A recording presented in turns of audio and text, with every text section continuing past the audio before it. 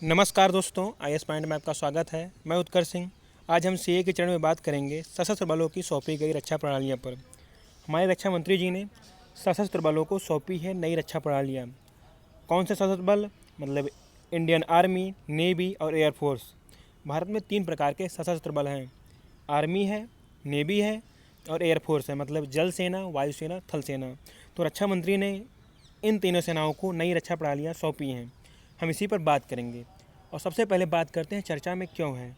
हाल ही में रक्षा मंत्री ने थल सेना, नौसेना और वायुसेना को 3 प्रणालियाँ क्रमशः border surveillance system BOSS, Indian maritime situation awareness system IMSAS तथा अस्त्र MK-1 सौंपी है।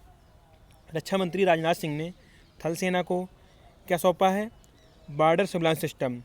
नौसेना को Indian maritime situation awareness system और वायुसेना को अस्त्र MK सौंपा है। हम इन तीनों चीज़ों को, तीनों प्रणालियों को हम आगे देखते हैं, इसकी क्या विशेषताएं हैं, क्यों दिया गया है तीनों सेनाओं को। अब बात करते हैं ये तीनों प्रणालियाँ रक्षा अनुसंधान एवं विकास संगठन DRDO की प्रयोगशालाओं में स्वदेशी रूप से विकसित की गई हैं, जिससे रक्षा प्रौद्योगिकी के क्षेत्र में उच्च आत्मनिर्भरता आएगी। ये तीनों प्रणालियाँ हैं आपकी BOSS, उसके बाद IMSAS और अस्त्र MK फर्स्ट। ये तीनों प्रणालियाँ भारत में खुद भारत द्वारा ही निर्मित, मतलब भारत में DRDO द्वारा निर्मित है, या किसी विदेशी कंपनी से राफेल की तरह खरीदा नहीं गया है। इसको खुद भारतीय कंपनी ने बनाया है, स्वदेशी सामान मिला करके।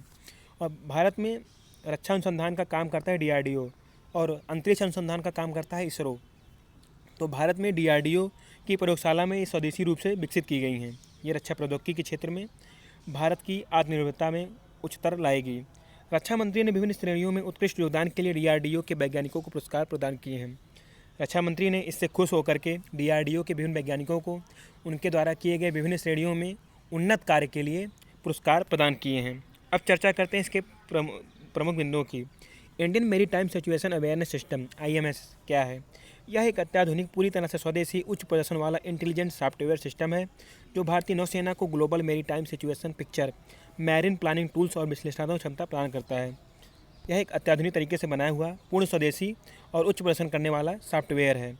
इसको भारतीय नौसेना की global maritime situation picture, marine planning tools और विश्लेषणात्मक क्षमता प्रदान करता है। इसको स्वदेशी निर्मित है और यह एक उच्च प्रदर्शन वाला सॉफ्टवेयर है। यह प्रणाली नौसेना कमान एवं नियंत्रण, कमांड एंड कंट्रोल C2 को सक्षम करने के लिए समुद्र में प्रत्येक जहाज को नौसेना मुख्यालय से मेरीटाइम ऑपरेशनल पिक्चर उपलब्ध कराती है। जो यह प्रणाली है, यह प्रत्येक जहाज को नौसेना मुख्यालय से मेरीटाइम ऑपरेशनल पिक्चर उपलब्ध कराती है, मतलब जोड़े रखती है। इस उत्पाद की कल्पना एवं विकास centre for artificial intelligence and robotics CIR Bengaluru और भारतीय नौसेना ने संयुक्त रूप से किया है। वहीं भारतीय इलेक्ट्रॉनिक्स लिमिटेड BEL बेंगलुरु ने इसे लागू किया है। जो यह बना है IMSAS, इसकी कल्पना एवं विकास किसने किया है? CIR, centre for artificial intelligence and robotics Bengaluru ने भारतीय नौसेना के साथ संयुक्त रूप से किया है। और इसको कौन लागू कर रहा है? BEL, भारत इलेक्ट्रॉनिक्स लिमिटेड लागू कर रहा है। अब बात करते हैं अस्त्र MK फर्स्ट में। अस्त्र MK फर्स्ट स्वदेशी रूप से विकसित, दृश्य सीमा से परे, बियॉन्ड विजुअल रेंज BVR पहली मिसाइल है जिसे Sukhoi 30 light combat aircraft LCA, MiG-29 और MiG-29K से प्रक्षेपित किया जा सकता है। अस्त्र MK फर्स्ट यह वायुसेना को दिया जाएगा। यह स्वदेशी रूप से विकसित किया गया है, जो बियॉन्ड विजुअल रेंज BVR मतलब दृश्य सीमा से परे, मतलब आंखों से दिखाई नहीं देगा। यह पहली मिसाइल है, मतलब ये हवा में आंखों से दिखाई नहीं देगी, इस प्रकार की पहली मिसाइल है, जिसको सुखोई 30 और उसके बाद light combat aircraft LCA, MiG-29 और MiG-29K से मतलब जोड़ा जा सकेगा, जिसके द्वारा इसका प्रक्षेपण किया जा सके। किसके साथ जोड़ा जा सकेगा? इसको MK फर्स्ट को, अस्त्र MK फर्स्ट को Sukhoi 30 light combat aircraft LCA, उसके बाद MiG-29 और MiG-29K से जोड़ा जाएगा, जिससे इसका प्रक्षेपण किया जा सके, मतलब जिसको दागा जा सके, मतलब इस विमानों में लगा रहेगा जिससे वो सामने दुश्मन पर दाग सके। वैश्विक स्तर पर कुछ देशों के पास ही इस तरह के हथियार प्रणाली को डिजाइन और उत्पादन करने की विशेषज्ञता एवं क्षमता है। विश्व में बहुत कम देशों के पास इस तरह के हथियार हैं, जैसे अमेरिका, चीन, फ्रांस, इंग्लैंड, इन जैसे देशों के पास ही इस प्रकार की सुविधाएं हैं।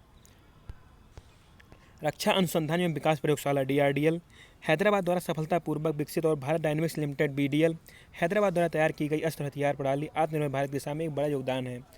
इन सब का नेतृत्व करता DRDO है, मतलब मुख्य कंपनी जो DRDO है, लेकिन उसकी सहायक कंपनी कौन कौन सी हैं? रक्षा अनुसंधान एवं विकास प्रयोगशाला DRDL हैदराबाद की DRDL इसको विकसित की है, और Bharat dynamics limited BDL Hyderabad में ही इसके द्वारा यह अस्त्र तैयार किया गया है, मतलब विकसित DRDL के द्वारा किया गया है और BDL द्वारा तैयार किया गया है, और यह आत्मनिर्भर भारत की दिशा में एक बड़ा योगदान है। अब आते हैं बॉर्डर सर्विलांस सिस्टम BOSS, जिसको थल सेना को दिया गया है। यह सभी मौसमों में काम करने वाला एक इलेक्ट्रॉनिक सर्विलांस सिस्टम है, जिसे instruments research and development establishment IRDE Dehradun द्वारा सफलतापूर्वक अभिकल्पित और विकसित किया गया है। यह सभी मौसमों में काम करने वाला, मतलब प्रत्येक मौसम में, ठंडी, गर्मी, जाड़ा, जैसे सिपाही रहते हैं तो गर्मी में मतलब समझ सकते हैं आप कि गर्मी बहुत ज़्यादा गर्मी होती है और ठंडी बहुत ज़्यादा ठंडी होती है, तो यह सभी मौसमों में काम करने वाला इलेक्ट्रॉनिक सर्विलांस सिस्टम है, जिसे instruments research and development establishment IRDE Dehradun द्वारा सफलतापूर्वक अभिकल्पित और विकसित किया गया है। इस प्रणाली को दिन रात निगरानी के लिए लद्दाख सीमा क्षेत्र में तैनात किया गया है। यह प्रणाली सुदूर संचालन क्षमता के साथ कठिन एवं अधिक ऊंचाई वाले शून्य से नीचे तापमान वाले क्षेत्रों में घुसपैठ का स्वतः पता लगाकर जांच और निगरानी की सुविधा प्रदान करता है। मतलब यह दिन रात काम करेगा, दिन रात सर्विलांस लगा रहेगा, और जहाँ पर ज़्यादा ठंडी होती है वहाँ पर भी, और जहाँ पर ज़्यादा गर्मी होती है वहाँ पर भी, पहाड़ों पर भी, समुद्र में, मतलब घाटियों में भी, सब जगह पर लगा रहेगा।